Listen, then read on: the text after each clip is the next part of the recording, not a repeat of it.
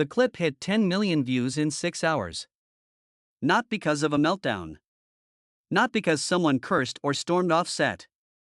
But because, for the first time in the history of The View, someone told the truth and didn't blink. That someone was Tom Hardy. That moment was never supposed to happen. I remember exactly where I was when it began, 3 steps behind camera 3, gripping a clipboard that suddenly felt useless. The View was already live. Joy Behar had just welcomed her surprise guest, Tom Hardy, British actor, often brooding, always unpredictable, and even though the room clapped on cue, you could feel it. The tension. Like static before lightning. "Tom," Joy said, smiling wide, "you've been quiet lately." Hardy nodded. "I suppose I have." "Well, we don't like quiet here," she chuckled. "Especially not when your last film's been called, let's say, complicated." Laughter. Nervous. Not from Tom. He tilted his head slightly, then gave a tight smile. "Complicated's a polite word." Joy leaned forward, elbows on the desk. "Is failure polite too? Or just accurate?" Boom. The room froze. The audience didn't know if this was a bit. It wasn't. I saw it in his eyes. A flicker.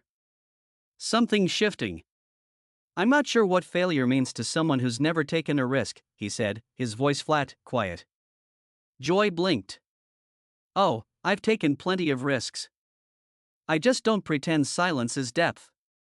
There it was, the beginning of the unraveling. Stopwatch scene, studio, 7 minutes earlier. It had started like every other taping. I'd arrived at 8:10 a.m., coffee in hand, a call sheet already stained from nerves. Everyone buzzed about the surprise guest. Some thought it'd be a senator. Others, a pop star. No one expected Hardy. He wasn't on promo. Wasn't doing press. Had no clear reason to be there. Even stranger, he didn't ask for any questions in advance. No handlers. Just showed up, black t-shirt, unshaven, unreadable. I caught a moment between him and Joy backstage. No smiles. Just this. "Joy, hope you're ready to talk." "Tom, only if someone's ready to listen." Back on set, the tension thickened. Joy pressed harder. "So, this last role, what went wrong?" Tom shrugged. "Art isn't about right or wrong. Sometimes you bleed for something, and no one sees the wound." Joy smirked. Or maybe it just wasn't that deep. He stared at her. Not angry.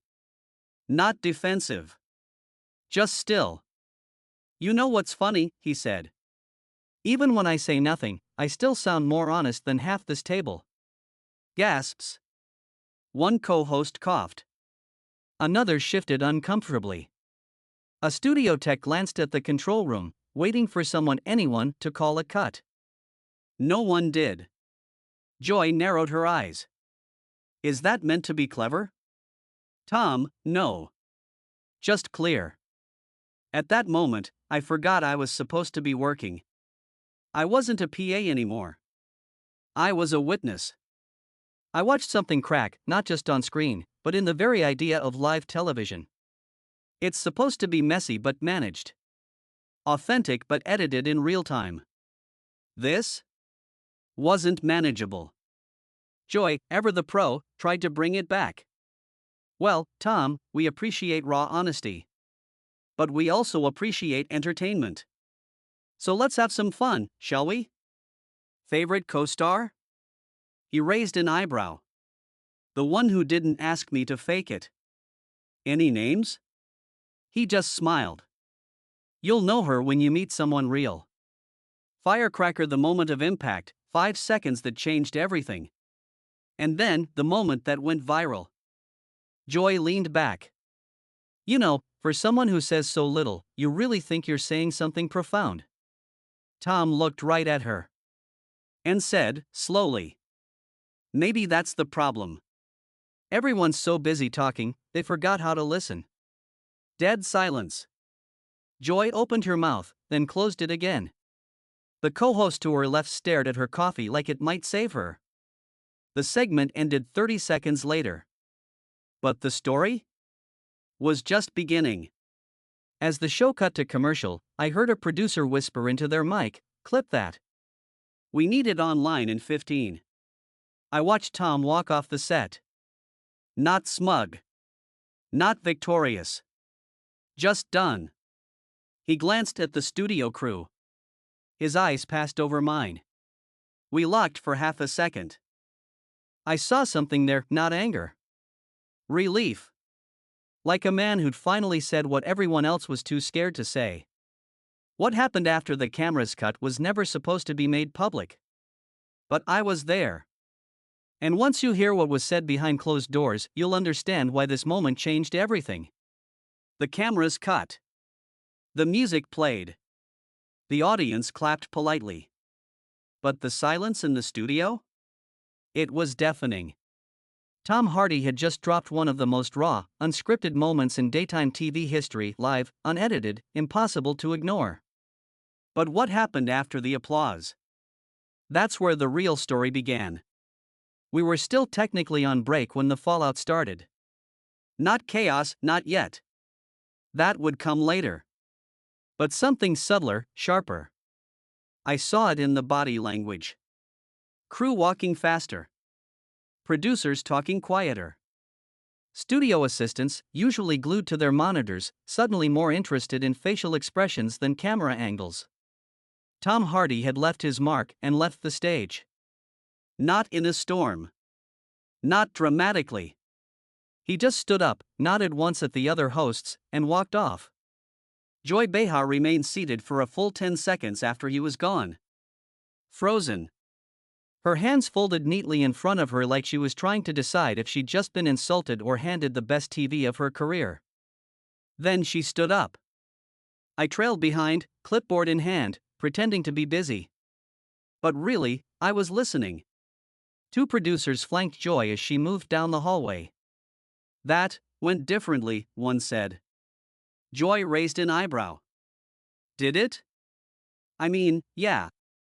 Not the tone we prepped for." "He answered the questions," she said. "He answered them like a philosophy professor," muttered the other. "And then basically called you a fraud." Joy didn't flinch. "He didn't call me anything." She reached the dressing room, but didn't go in. Instead, she leaned against the doorframe, crossed her arms, and stared down the hallway. And then, as if on cue, Tom came back. No cameras. No lights. No audience. Just two people who had just exposed each other live to millions, now face to face, in silence. Joy broke it first. "Was that your plan?" Tom didn't stop walking. He simply said, "No." But it felt necessary.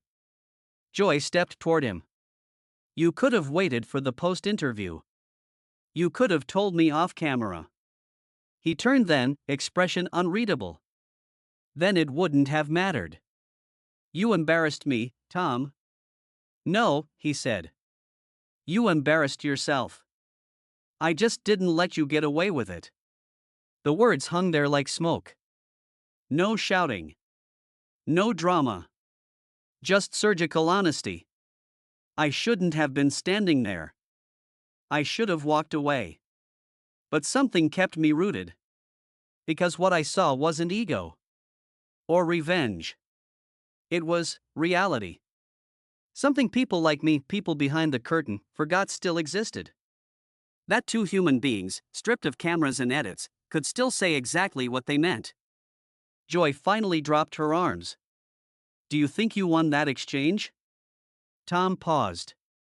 "There was no exchange. I just stopped playing along." She nodded once.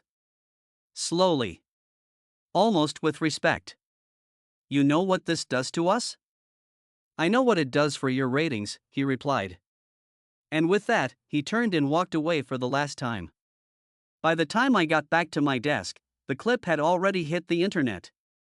A 1-minute cut, just the heart of it. Maybe that's the problem. Everyone's so busy talking, they forgot how to listen. Captioned, Tom Hardy ends Joy Behar live. Within 2 hours. Heavy checkmark 5.3 million views. Heavy checkmark 120k retweets. Heavy checkmark celebrities posting Tom was right. Heavy checkmark news outlets asking for statements. Producers scrambled. Legal reviewed contracts. The PR team debated whether to lean in or pull out. Joy? She went home early. No press statement. No tweets. Just silence. And for a woman who made her living talking, that said everything. I left the studio late that night, past midnight. The set was empty, but I walked past the chairs anyway. Stood where Tom sat. Where Joy leaned in. Where silence became more powerful than the segment we planned. I realized something that scared me. We build stories around control.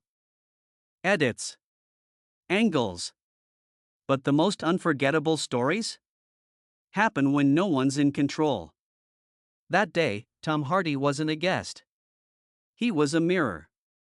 And Joy, whether she liked it or not, saw herself. So did I. Joy returned to the show 5 days later. Not with an apology. Not with a denial.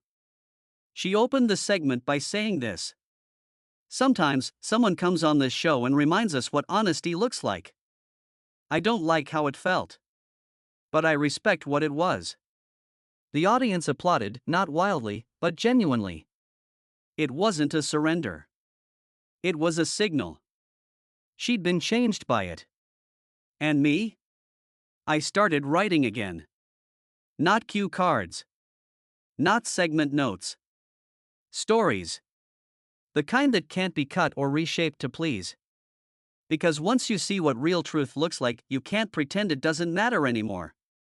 Clapperboard final lines for story. He didn't come to be liked. He came to be heard. And in a room full of voices trained to speak. He was the only one who knew how to listen. This wasn't just a celebrity moment. It was a warning, the truth still slips through even live. Drop a comment. Were you Team Tom or Team Joy? What would you have done if you were on that set? Thumbs up like if this made you rethink what real even means. Bell subscribe for more true stories from behind the scenes, the ones they tried to cut.